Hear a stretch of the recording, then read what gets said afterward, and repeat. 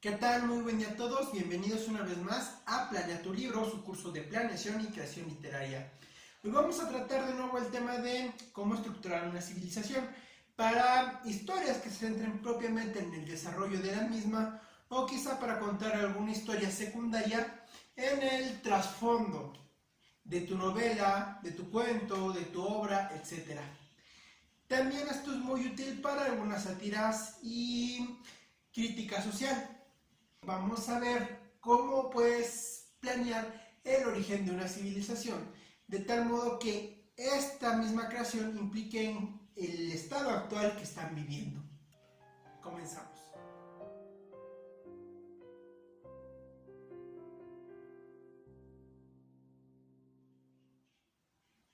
Muy bien, para saber cómo se origina una civilización, lógicamente tenemos que tomar en cuenta la especie, ya que la forma en la que se hace una agrupación dependerá mucho de cómo vive esta especie. Su forma de vida también pueden encontrar algunos consejos para planearla en la serie de cómo crear una especie en este mismo canal.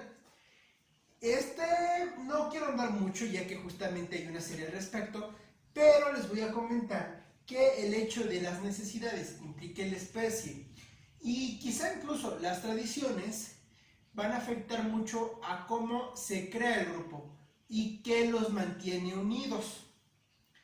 Después vamos a hablar un poco de los idiomas o el idioma de tu civilización. Este puede ser real o inventado. Este dato funciona mucho no solamente cuando tu historia está centrada en la propia civilización, sino que cuando tienes varios grupos. Por ejemplo, una novela como las de J.R.R. Tolkien, El Señor de los Anillos, o quizá como La Guerra de las Galaxias, existen varios idiomas dependiendo de cada país, cada especie, etc. Y bueno, algunos puedes tú mismo inventarlos, es un proceso un tanto complicado para traerlos a la vida real. O puedes directamente expresar que son idiomas diferentes y hay varias formas de expresarlo durante tu narrativa dependiendo de la forma en la que la estés presentando, ya sea obra de teatro, sea cuento, sea animación, etc.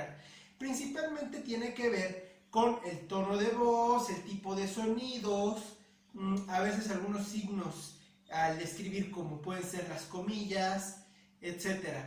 También puedes denotar alguna diferencia en el idioma de unos a otros con la estructura que usan para expresarse. Por ejemplo, que algunos hablen con palabras más coloquiales de un país y otros de un país diferente. Por ejemplo, ambos hablan español, pero unos tienen acento más de castellano y otros más mexicano y otros más argentino, por ejemplo. Eso también te va a ayudar a que el mismo espectador note la diferencia entre cuando hablan un idioma u otro. Al principio puede ser un poco obvio, pero el momento de que los mismos personajes expresan que no pueden entender ese idioma ya es suficientemente lógico para el espectador. Y aquí te quiero dar algunos detalles extras que puedes considerar para que tu idioma sea interesante. No limitarte propiamente a las palabras, sino también el hecho de que los sonidos, los gestos, los movimientos o quizá alguna comunicación de otro tipo, por ejemplo, un zumbido que cambia de frecuencia al mismo tiempo de hablar, puede significar diferentes palabras. Un ejemplo de este tipo de conversación lo encontramos en el libro de la saga La Materia Oscura, que algunos tal vez conocían el primer libro porque se adaptó con el nombre de La Brújula Dorada. Este libro es parte de una trilogía y el tercer libro, que se llama El Catalejo Lacado, en él un personaje va a otro mundo donde los seres más inteligentes, más racionales, son una especie de elefantes con 3 patas, no recuerdo del todo la descripción, hace mucho que lo leí, y ellos hablan, además de formar un sonido, mueven la trompa en diferentes direcciones para comunicarse. Incluso pueden no existir las palabras y ser únicamente los movimientos, el idioma, como en el caso del lenguaje para sordos, que varía de país en país.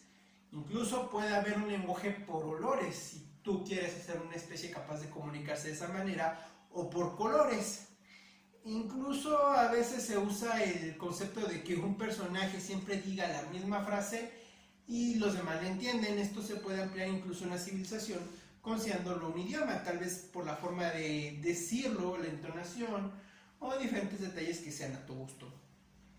Pasamos a la historia de tu civilización. Como les decía, estamos hablando del origen. Entonces, ¿cómo se origina tu civilización? Si hablas del origen de la especie propiamente, puedes considerar un origen evolutivo o uno espontáneo. ¿A qué me refiero? Esta especie puede haber nacido a partir de otra. Por ejemplo, en la saga de Darren Shan, que les comenté en otro video, hay vampiros y vampaneses. La diferencia entre estos dos es que antes los vampiros todos consumían la sangre de un ser humano hasta la última gota, por diferentes consideraciones, donde ellos piensan que es más honorable porque mantienen la conciencia o la memoria de la persona a la que le tomaron toda su sangre. Los vampiros no estuvieron de acuerdo con asesinar personas y se separaron, siendo los vampaneses los que consumen la sangre de un humano hasta su muerte y los vampiros los que simplemente toman la sangre que necesiten para sobrevivir de diferentes humanos. Entonces, eso puede ser un origen evolutivo a partir de que se separan diferentes especies. También como puede ser el hecho de que, bueno, a través de la evolución una especie haya nacido de otra. Esto en un plano real puede tardar millones de años, pero en un plano más literario, más creativo, de entretenimiento, puede suceder una evolución más rápida. Por ejemplo, que surgieron una especie de caracoles que dan a pie de las especies de caracoles que nosotros conocemos hoy en día, y puede tener diferentes implicaciones porque todavía tienen registros y recuerdos de las especies que se arrastraban. Ahora, también puede tener un origen espontáneo. ¿Cómo es esto? Que ya sea por algún factor mágico, científico de la ficción, por creación de algún personaje del mismo Dios que estés planteando o cualquiera que hayas elegido, esta especie aparezca ya sea de un experimento fallido o un experimento exitoso, surja de una mezcla de dos razas. Por ejemplo, de pronto se mezclaron vampiros con driades y salió una nueva especie. Y esa especie pobló y empezó a reunirse en grupos. Entonces, esta es otra forma de darle un origen a tu especie, que además de todo puede marcar un punto importante en su relación con las especies que ya existían en ese mundo, ya que ellos aparecieron de pronto y no hay un proceso real de adaptación donde fuera gradual, sino que ellos aparecen de manera súbita y tienen que encontrar su lugar en este mundo con los errores o las dificultades a las que se hayan enfrentado en un principio, las cuales deben de ser más intensas que lo que pudo haber enfrentado otra especie que fue adaptándose gradualmente. Ahora, también en la historia del origen tienes que considerar al grupo propiamente, ya sea un país, un estado, un pequeño pueblo, o sea todo el mundo está unido de algún modo. Por ejemplo, en Futurama se supone que hay una bandera del mundo porque ya todo el mundo está unificado y es como un solo país. Entonces, saber cómo es que ese grupo se formó te puede dar muchos datos de qué es importante para ellos, ya que el momento de unificarse o de decidir crear un asentamiento en las diferentes civilizaciones marca una especie de símbolo de patriotismo y marca ciertos intereses o cierta forma de desarrollarse muy importante, ya que es la que va a guiar cómo va a ir creciendo este grupo o cómo se va a ir dirigiendo, también las tradiciones que va a tener. Por ello, a veces es muy simple. Por ejemplo, en Los Simpsons dicen que Jeremiah Springfield llegó a un lugar y dijo vamos a hacer aquí la ciudad, y después otros se pelearon, que son los de Shelbyville, porque uno quería casarse con sus primas, hubo una rivalidad y de ahí justifican que es una rivalidad que en varios capítulos ocurre entre Shelbyville y Springfield. Ahora vamos a hablar de los héroes. Aquí hay un error en pensar que un héroe es alguien que se enfrenta a un villano. No, pues es un cliché, es muy común en la literatura, pero no es la única forma en considerar a alguien un héroe. Un héroe es aquel que hizo una acción de gran importancia para conseguir el bien común. Entonces, el héroe puede ser alguien que decidió hacer algún tipo de revolución, puede ser alguien que encontró un asentamiento de agua, puede ser alguien que logró enseñarles a cómo cultivar, puede ser cualquiera que sus acciones representen algo importante para que la civilización, tal cual la conocen los personajes, exista en ese momento. Y aquí puede ser que realmente haya sido para bien desde la perspectiva del espectador también, o solamente desde ellos. Por ejemplo, puede ser que ellos crean que es un héroe y que lo que hizo está bien, como en la película de Lorax, cuando cierran, acordonan toda la ciudad, pero realmente está haciendo un mal hacia afuera. Está destruyendo la naturaleza y al final, bueno, la humanidad se va a acabar por ello, si alguien no lo detiene. Por ello esto es importante, y aquí puede haber hasta controversias, si lo deseas, entre algunos personajes que sean más realistas, estén más completos, tengan sus dos lados de la moneda, y va a haber discusión entre los mismos integrantes de esta comunidad entre si realmente lo consideran héroe, villano o una víctima de las circunstancias. Ahora, como te describo, eso es lo que tienes que pensar al momento de preguntarte cuál es el héroe de este lugar o cuáles son los héroes.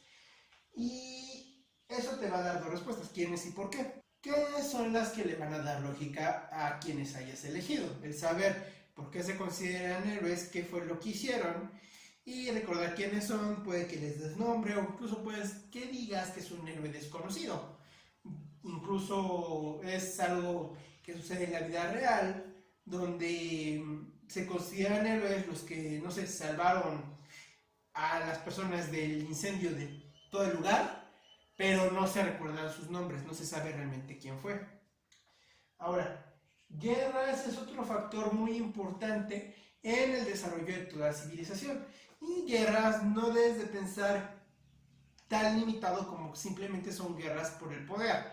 Realmente a lo largo de la historia de la humanidad han habido muchas guerras por territorio, por recursos, por intereses políticos, por desigualdad social, por diferente ideología entre un lugar y otro. Entonces, estas guerras sí tienen que ser congruentes a lo que viste previamente de cómo se maneja la sociedad. Incluso después te va a dar mucho del desarrollo tecnológico, del desarrollo científico, que vamos a ver en próximos videos, porque las guerras, además de generar pérdidas materiales y de la misma población, también genera bases para poder soportar esas guerras, para poder avanzar a pesar de ellas, o para poder ganar esa guerra. Y a la vez, naturalmente, te van a explicar las rivalidades entre una sociedad y otra. De hecho, algo muy usado es que tú consideres una guerra para que los errores del pasado, ahora en el momento de tu historia, se traten de evitar, se traten de prevenir, o se tengan miedo, o incluso sigan existiendo, habiendo las rivalidades entre un grupo y otro. Es un factor muy importante realmente dentro de una civilización en cuanto a la estructura social. Y bueno, si tú consideras algún otro hecho importante para este lugar, por ejemplo, si para ellos es importante cierto cambio de estación o cuando llegaron al lugar donde se encuentran ahora, o quizá cuando inventaron cierto objeto. Algunos ejemplos en la vida real pues es la revolución industrial, el renacimiento, la Edad Media, también la conquista de América, etcétera. Esos pequeños detalles que pueden o no ser parte de la guerra, pero tú consideras que son importantes porque en algún momento vas a hablar de ellos, bueno, es conveniente que les des un origen y así vas a nutrir aún más a tu civilización. Ahora quiero hacer una acotación para recordarles que toda la información que les doy no es obligatoria que en cada obra la escriban, sino que si es útil para su obra, simplemente les explico cómo la pueden manejar y cómo la pueden aprovechar. También les recuerdo que en la descripción ustedes podrán encontrar mis diferentes redes sociales, donde tengo varios programas, como Letrania vs Travemencia, donde con mi amigo Jesús Emma Polinar debatimos algunos temas polémicos y algunas técnicas controversiales en la literatura. También tengo la serie Mentes Paso a Paso, donde analizo el desarrollo psicológico de algunos personajes. Mi Instagram, Demencia del Lobo, donde verán algunos dibujos que yo mismo he hecho. Y el propio Facebook de Planea tu Libro, donde pueden dejarme sus dudas, pueden sugerirme o pedirme diferentes temas para próximos videos. Al igual que aquí en la caja de comentarios pueden dejarme sus opiniones, sus críticas y sus peticiones. También si este video les parece que es útil, ya sea para ustedes o para otro conocido, pueden compartirlo, darle like y suscribirse. Ahora voy a continuar con el último punto, que es la época donde está ocurriendo tu historia. Aquí, para facilitar tus descripciones gráficas o tu creación de un mundo, te recomiendo que consideres las épocas reales a las que se parece esta civilización. Por ejemplo, una sociedad victoriana con inventos o aviones similares a los del siglo XXI. Es algo que ya se ha hecho, pero es una descripción sencilla que te permite imaginarla. También puedes pensar en un mundo futurista, pero con ropa, por ejemplo, de la época prehispánica. Estos datos te van a ayudar a poder plasmar gráficamente más fácil la obra que quieras hacer. Claro que si tu época actual es la referente, tampoco hay ningún problema. Y esto es aparte de la época en este mundo ficticio. Incluso si está basado en un hecho real, tú puedes modificarlo, adaptarlo a tu tiempo. Ahí las posibilidades son infinitas y tienes que considerar qué época es en este mundo ficticio o qué año es, qué relación hay entre este tiempo y algún otro hecho importante del pasado que vayas a considerar. Por ejemplo, si ya estás considerando el origen del grupo, cómo se consolidó ese país, puedes pensar en cuántos años han pasado desde esa consolidación para tu historia en este mundo. Todo esto depende mucho de cuáles factores vas a tomar, si factores del pasado, factores del futuro o demás. Y bueno, eso fue todo por esta ocasión. Espero les haya gustado, les haya servido bastante. Recuerden dejarme en comentarios cualquier otro tema que quieran que les traiga. Y fue un placer. Yo soy Walmart y nos vemos en la siguiente clase.